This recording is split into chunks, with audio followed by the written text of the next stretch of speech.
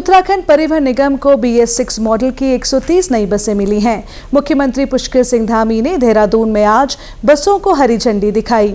इस अवसर पर मुख्यमंत्री ने कहा कि अत्याधुनिक तकनीक से लैस ये बसें लोगों के परिवहन को सुगम बनाने की कड़ी में महत्वपूर्ण साबित होंगी। ये बसें प्रदेश की आर्थिक और पर्यटन गतिविधियों को भी गति प्रदान करेंगी। राज्य की भौगोलिक परिस्थितियों में परिवहन के लिए बसों की जरूरत पर जोर देते हुए मुख्यमंत्री ने कहा कि लोगों के जीवन को गतिमान बनाने का काम परिवहन निगम पर है। उन्होंने कहा कि राज्य सरकार प्रदेश के सुदूर गांवों को भी सड़क और परिवहन तंत्र से जोड़ने के लिए संकल्पबद्ध है और ये अत्याधुनिक बसें इसी संकल्प को पूरा करने में सहायक सिद्ध होंगी।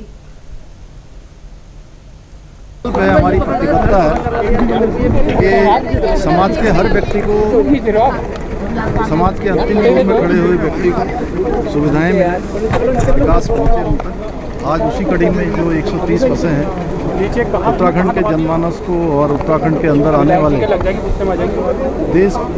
प्रदेश के सभी लोगों को सुविधाएं प्राप्त हों, आवागमन के लिए अच्छा साधन मिले।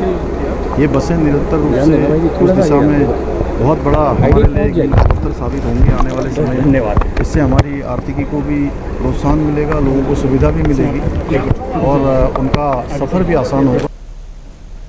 परिवहन विभाग के अपर सचिव नरेंद्र जोशी ने इस मौके पर कहा कि पहाड़ी स्टेशनों को दिल्ली से जोड़ने और उनकी यात्रा को सुगम बनाने के लिए भी इन बसों का इस्तेमाल किया जाएगा।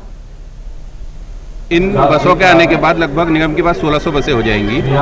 ये बसें नई अत्याधुनिक टेक्नोलॉजी से लैस बसें हैं। BS6 मानकों वाली बसें हैं, तो ये पॉल्यूशन भी बहुत कम करती हैं। और इन बसों का जो मुख्यतः प्रयोग है वो पहाड़ी जिलों और पहाड़ी स्टेशनों को दिल्ली से जोड़ने के लिए होगा, क्योंकि जो पहाड़ के लोग हैं वो बड़ी संख्या में दिल्ली जाते हैं, तो उनकी जो यात्रा को, लंबी यात्रा को सुखदायक और सरल बनाने की दृष्टिगत इन बसों का प्रयोग किया जाएगा। ये बसें केवल मैदानी क्षेत्रों तक ही सीमित नहीं रहेंगी, बल्कि पहाड़ के लगभग अधिकतर जिलों में इनसे सेवा दी जाएगी। जैसे हमने पिथौरागढ़ के लिए 28 बसें दी हैं, तो ऐसे जो सुदूर जिले हैं उनमें ये सब बसों के द्वारा सेवा दी जाएगी।